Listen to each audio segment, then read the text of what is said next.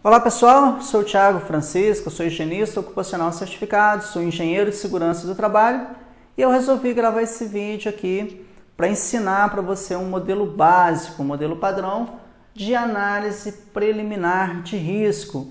Tem muitos profissionais que estão iniciando aí na área de saúde, segurança do trabalho e alguns têm dificuldade em como elaborar uma análise preliminar de risco. Então, pensando nesses profissionais que estão começando a sua carreira aí na área de saúde e segurança do trabalho, eu resolvi gravar esse vídeo no qual eu ensino como elaborar uma análise preliminar de risco.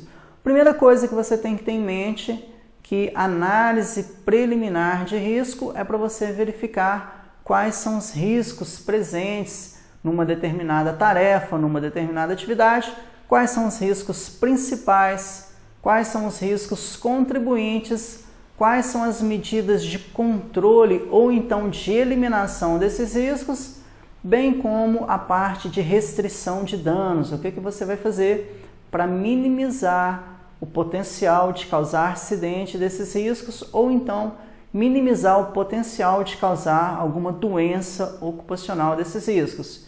E o primeiro item que você tem que considerar, qual que é o agente causador de risco. Lembrando que esses agentes eles podem ser físicos, como é o caso de ruído, vibração, calor, frio, umidade, radiações ionizantes, ou então esses agentes causadores de riscos, eles podem ser químicos, que no caso vai incluir as poeiras, névoas, neblinas, gases, vapores e todos os aerossóis possíveis que podem corresponder aos riscos químicos. E tem também os agentes causadores de riscos biológicos, que são as bactérias, os protozoários, os vírus que são capazes aí de causar patologias nos trabalhadores.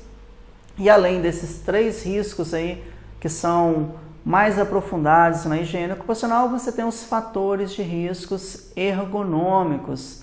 E além dos fatores de riscos ergonômicos, você tem os riscos de acidente do trabalho. Então, você vai determinar qual que é o risco, se o risco é queda, se é explosão, se é asfixia, se é risco de causar uma perda auditiva induzida pelo ruído, você vai determinar qual que é o risco. Depois de determinar qual que é o risco, que no caso você vai colocar na primeira coluna, você precisa identificar qual que é a causa geradora desse fator de risco. Por exemplo, se o risco for ruído, qual que é a causa desse ruído? O que está causando esse ruído? Pode ser um britador, pode ser uma peneira vibratória. Então você vai determinar qual que é a causa desse risco. Se o risco for queda, o que pode estar causando esse risco de queda? Como, por exemplo, a ausência de um guarda-corpo, a ausência de um rodapé, a ausência de um corrimão. Então você vai determinar qual que é a causa básica, a causa fundamental desse risco. Lembrando que eu tenho centenas de exemplos aqui de risco de acidente, que você tem que identificar a causa.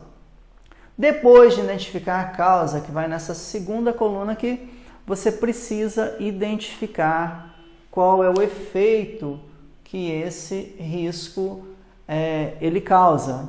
Por exemplo, se o risco é ruído, temos aqui ruído, o que causa ruído? Por exemplo, um britador.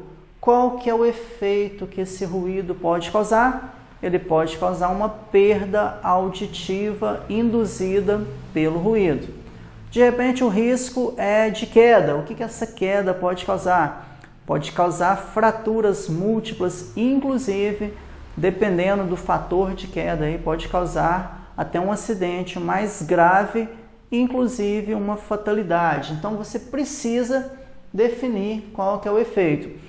Depois de definir esse efeito, o que você vai precisar definir aqui na próxima coluna é a categoria do risco.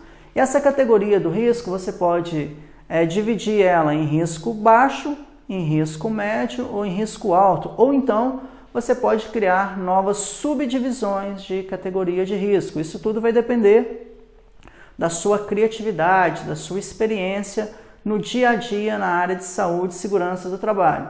Vamos considerar que a categoria de risco 1 é para risco baixo, a categoria de risco 2 é para risco médio e a categoria de risco 3 é para risco alto. Então, no caso de ruído, vamos imaginar que temos aqui o risco ruído. O que causa ele? É a operação do britador. Qual que é o efeito que ele pode causar? Perda auditiva induzida pelo ruído. Qual que é a categoria de risco? Seria a categoria de risco 3, porque uma perda auditiva ela é irreparável, ela é irrecuperável.